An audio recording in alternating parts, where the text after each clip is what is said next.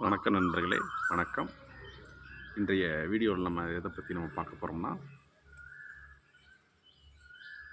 தமிழ்நாடு முதலமைச்சர் திரு மாண்புமிகு விஜய் அவர்கள் கரூரில் பேசியிருந்தாருங்க. ஆவேசமான பேச்சு. பாதிக்கப்பட்ட மக்களுக்கு நல நிவாரணங்களும் அரசு பணி நியமனங்களும் வழங்கினார் பாதிக்கப்பட்ட மக்களுக்கு கரூர் மேடையிலே. அந்த நேரத்தில் தாங்க எதிர்க்கட்சிகளை பார்த்து தும்சம் செய்யும் அளவில் பயங்கரமான ஸ்பீச் கொடுத்தாருங்க தமிழ்நாடு முதலமைச்சர் மாண்புமிகு விஜய் அவர்கள். அந்த முதலமைச்சர் அவர்களின் பேச்சுக்கு தாங்க எதிர்க்கட்சிகள் தக்க பதில்வினை ஆற்றிருக்கிறாங்க, தக்க பதிலடி கொடுத்துருக்குறாங்க. அதை பற்றிய வீடியோ தான் இன்றைக்கி நாம் பேச போகிறோம். பேசுகிறேன், பாருங்கள். அதற்கு என்னுடைய வீடியோவை முழுவதுமாக பாருங்கள். இடையில ஸ்கிப் பண்ணிட்டீங்கன்னா நான் சொல்லக்கூடிய பாயிண்ட்ஸ் உங்களுக்கு தெரியாமல் போயிடும். அதற்கு என்னுடைய வீடியோவை முழுவதுமாக பாருங்கள். கூடயே சப்ஸ்கிரைப் பண்ணுங்கள், லைக் பண்ணுங்கள், கமெண்ட் பண்ணுங்கள் தோழர்களே. அப்படியே என்னுடைய வீடியோவுக்கு ஒரு ஹைப் பண்ணி விட்டுருங்க நண்பர்களே. வாங்க நம்ம வீடியோக்குள்ளே போகலாம். வணக்கம் நண்பர்களே. அதாவதுங்க, முதலமைச்சர் மாண்புமிகு திரு விஜய் அவர்கள் பாதிக்கப்பட்ட மக்களுக்கு கரூரில் பிரம்மாண்டமான மேடை அமைத்து அங்கே நல நிவாரணங்களும் பணி நியமனங்களும் வழங்கினாருங்க. அப்பொழுது எதிர்க்கட்சிகள் பார்ட்டி ஃபண்டு அப்படிங்கிற ஒரே ஒரு வார்த்தை தான் சொல்ல ஆரம்பித்தேன். நான் அந்த பார்ட்டி ஃபண்டில் யார் வாங்கியிருக்காங்க, எவர் வாங்கியிருக்கிறாங்க, பேர் விவரங்கள் எதுவுமே சொல்லலை. அந்த பார்ட்டி ஃபண்டுன்னு சொன்னோன்னா தான் பார்க்கணும். எதிர்க்கட்சிகள் ஓடுன்னு ஓடினாங்க பயந்துட்டு. தோண்ட தோண்ட வருகிறது அல்லவா ஊழல், இவர்களை சும்மா விட மாட்டோம், பயந்து ஓடுகிறார்கள் அப்படி என்று ஆவேசமாக பேசினார் தமிழ்நாடு முதலமைச்சர் அவர்கள். அதற்கு எதிர்க்கட்சிகள் தக்க பதிலடி கொடுத்து வருகிறார்கள்.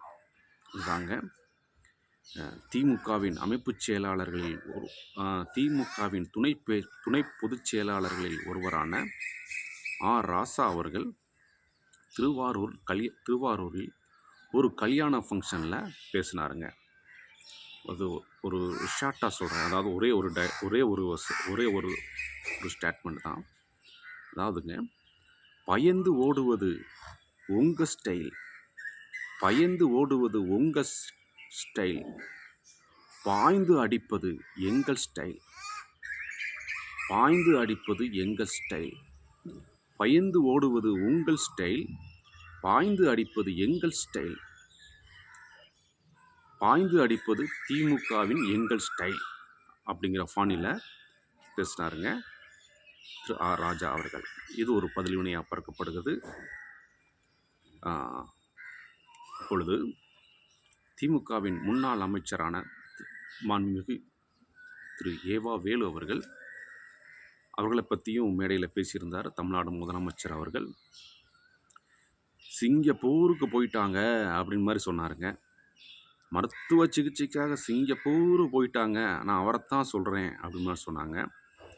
அதற்குத்தான் அவர் சிங்கப்பூர்லேருந்து மருத்துவ சிகிச்சை முடிஞ்சு சென்னை ரிட்டர்ன் ஆனாருங்க. அப்போ விமான நிலையத்தில் தான் பயந்து ஓடுறதெல்லாம் திமுகவுக்கு ஒரு காலம் தெரியாது, நாங்கள் பயந்து ஓடின சரித்திரமே கிடையாது, திமுக கட்சி எந்த காலத்திலும் யாருக்கும் பயந்து ஓடியது கிடையாது அப்படி என்று தக்க பதிலடி கொடுத்தாருங்க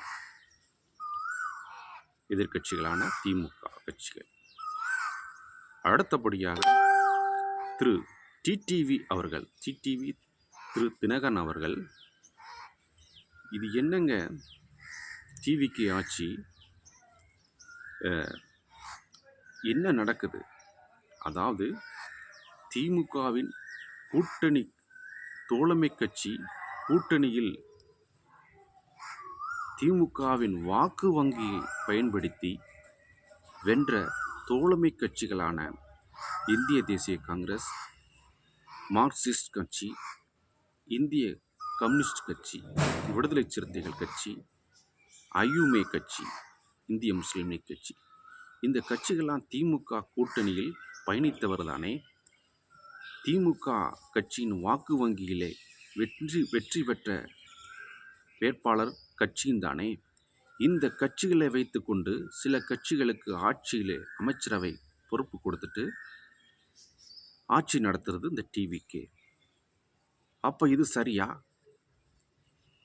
இது சரி என்றால் திமுகவும் அதிமுகவும் இணைந்து கூட்டணி அமைத்தால் என்ன தவறு? திமுகவும் அதிமுகவும் சேர்ந்து கூட்டணி அமைத்தால் அதுவும் சரிதான். டிவிகே இப்ப செஞ்சிருக்கிறது சரி என்றால் இனி திமுகவும் அதிமுகவும் சேர்ந்து கூட்டணி அமைத்தால் தவறு ஏதும் இல்லை, அதுவும் சரிதான். அவ்வாறு கூறினார் திரு டிடிவி தினகரன் அவர்கள். பாருங்க, கூடவே அதிமுகவில் 6 எம்எல்ஏக்களை நீங்கள் அபகரித்து அவங்கள ராஜினாமா செய்ய வச்சு நீங்கள் ஆட்சி நடத்தி கொண்டிருக்கீங்க. அது சரியா? அதிமுக சட்டமன்ற உறுப்பினர்களை 6 சட்டமன்ற உறுப்பினர்களை நீங்கள் ராஜினாமா செய்ய வைத்து, டிவிகே ராஜினாமா செய்ய வைத்து இப்போ நீங்கள் ஆட்சி நடத்திக்கிட்டு இருக்கீங்க. அது சரியா? அது சரி என்றால் அதிமுகவும் திமுகவும் கூட்டணி சேர்வதில் தவறு ஒன்றுமில்லை, அதுவும் சரிதான். அவ்வாறு எதிர்ப்பை பதிவு செய்தார் திரு டிடிவி அவர்கள். அந்த மாதிரிங்க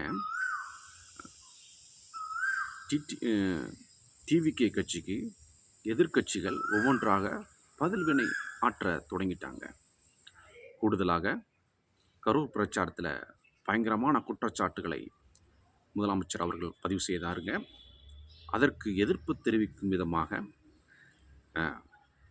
அதாவது திமுகவின் அமைப்பு செயலாளர்கள் ஒருவரான திரு RS பாரதி அவர்கள் கவர்னர் அவர்களிடம் புகார் மனு கொடுக்க இருக்கிறார். மக்களே, புகார் மனு தயார் பண்ணிட்டாங்க. ஏற்கனவே ஒரு புகார் மனு கொடுத்தாங்க திமுக கட்சி சார்பா.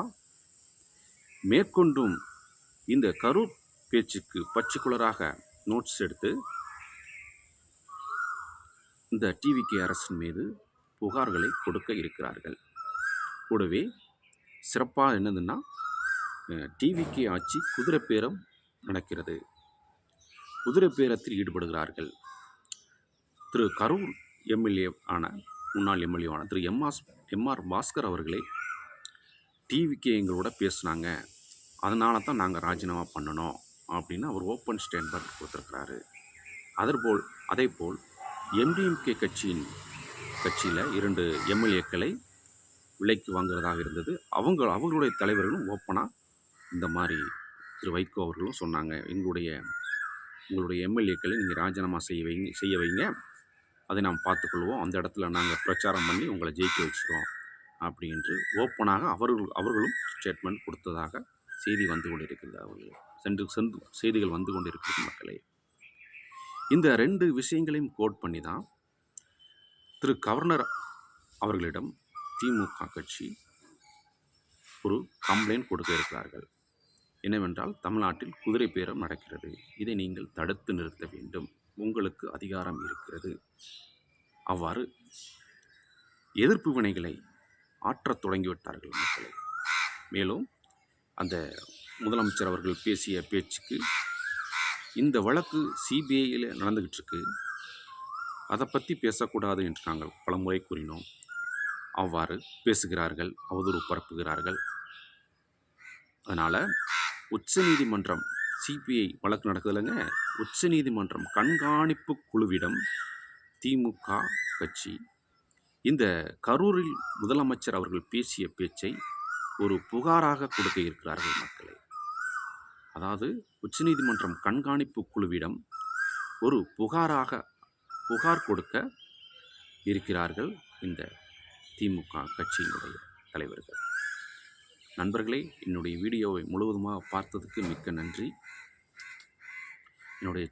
இந்த வீடியோ உங்களுக்கு பிடிச்சிருந்துச்சுன்னா சப்ஸ்கிரைப் பண்ணுங்கள், லைக் பண்ணுங்கள், கமெண்ட் பண்ணுங்கள், அப்படியே ஒரு ஹைப் பண்ணுங்கள் மக்களே. மீண்டும் நாம் சந்திப்போம். அதுவரை உங்களிடமிருந்து விடைபெறுகிறேன். நன்றி. வணக்கம் தோழர்களே. வணக்கம்.